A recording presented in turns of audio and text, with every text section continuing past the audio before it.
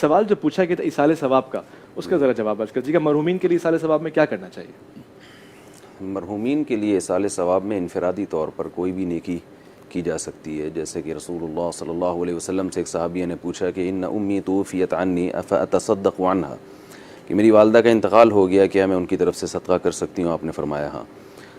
تو بعض حضرات نے اس سے استدلال کیا کہ صرف صدقہ ہی کیا جا سکتا ہے، اس کے علاوہ چونکہ حدیث سے کچھ ثابت نہیں ہے، جیسے میرا خیال ہے شاید قالی خلیل صاحب کا یہی مسلک ہوگا، تو یہ اختلاف تو ہمیشہ سے چلا آیا ہے، ایک اجتہادی اختلاف ہے، اس میں یہ حق اور باطل کا اختلاف نہیں ہے، دونوں رائے ہمیشہ سے چلی آ رہی ہیں۔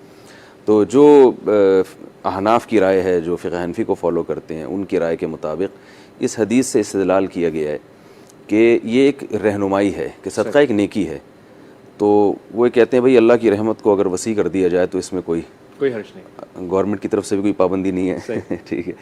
اور اللہ کی طرف سے بھی نہیں، تو یہ اصل میں ایک رہنمائی ہے کہ نیکی جیسے اپنے لیے کی جا سکتی ہے تو میت کے لیے بھی کی جا سکتی ہے، تو اس سے استدلال کیا گیا ہے۔ لیکن اجتماع کرنا، کوئی بھی عبادت جب اجتماعی طور پر کی جاتی ہے تو اس کے لیے اس عمل کا ثبوت ضروری ہے،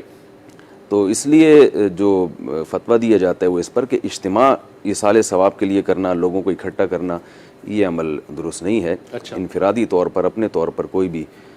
کوئی عمل کرنا چاہے تو یہ ٹھیک ہے۔ رسول اکرم صلی اللہ علیہ وسلم کا فرمان ہے، مسلم شریف کی روایت ہے، اذا مات الانسان انقطع عملہ الا من ثلاث،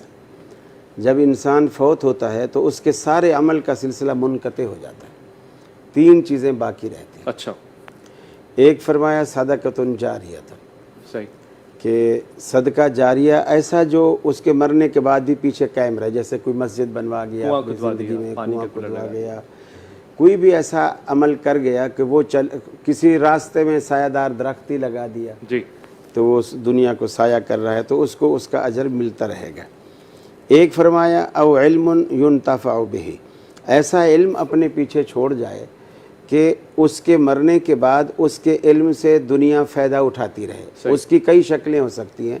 وہ مدرس ہے، اس نے اپنے پیچھے شاگرد چھوڑے ہیں، ماشاءاللہ، اب ان کے پیچھے وہ شاگرد پڑھا رہے ہیں، پھر شاگردوں کے شاگرد پڑھا رہے ہیں، یہ ایک گولڈن کی والا مسئلہ ہو جاتا ہے کہ یعنی وہ جہاں تک سلسلہ چلتا جائے گا پہلے والے کا منافع اس میں شامل ہوگا۔ پھر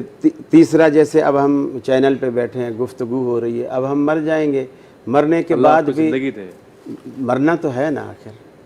مرنا تو ہے، اس کے بعد بھی لوگ ان پروگراموں کو دیکھیں گے، یہ مسائل، یہ دین کی باتیں، یہ توحید کی باتیں، سنت کی باتیں سنیں گے، وہ ہمارے لیے صدقہ اور اسی نیت سے۔ اس میں تیسری بات جو رسول اکرم صلی اللہ علیہ وسلم نے فرمائی کہ ولد صالح یدعو لہ، کہ اس کی نیک اولاد جو وہ اپنے پیچھے چھوڑ جاتا ہے اور پھر وہ نیک اولاد اس کے لیے پیچھے دعا کرتی رہتی ہے، تو بھی اس کے اکاؤنٹ میں بچوں کی دعاؤں کے ثمرے سے، صدقہ جاریہ کے ثمرے سے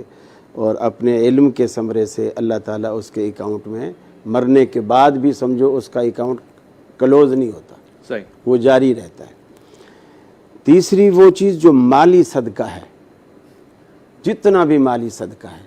وہ سارے کا سارا ایصال کیا جا سکتا ہے۔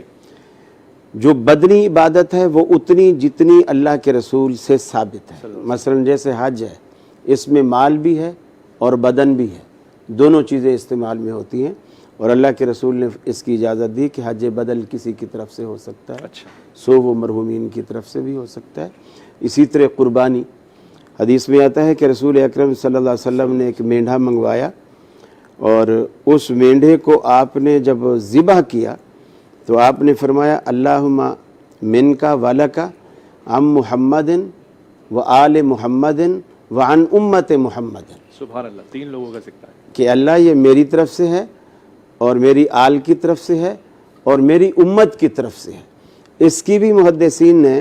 اس سے یہی مفہوم لیا ہے کہ امت میں صرف زندہ لوگ ہی نہیں ہوتے، جو فوت ہو چکے ہوتے ہیں اور وہ مسلمان ہوتے ہیں تو وہ بھی اس امت میں داخل ہوتے ہیں۔ تو اللہ کے رسول نے گویا زندوں کی طرف سے بھی کی اور مرحومین کی طرف سے بھی آپ نے قربانی کی۔ ایک اور روایت بھی ہے جس پر محدثین کا خیر کلام ہے،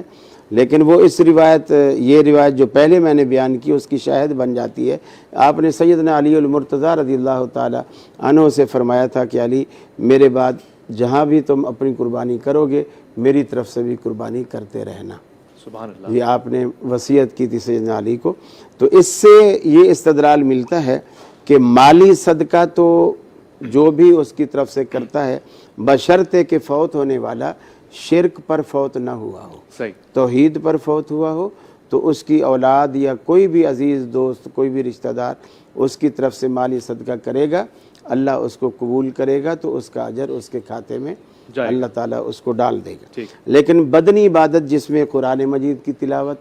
नमाज का पढ़ना, रोज़ों का रखना, कि मैं चाहूँ मैं अपने रोज़े किसी को बख्शता रहूँ, 10 पारे पढ़ के किसी को बख्श दूँ।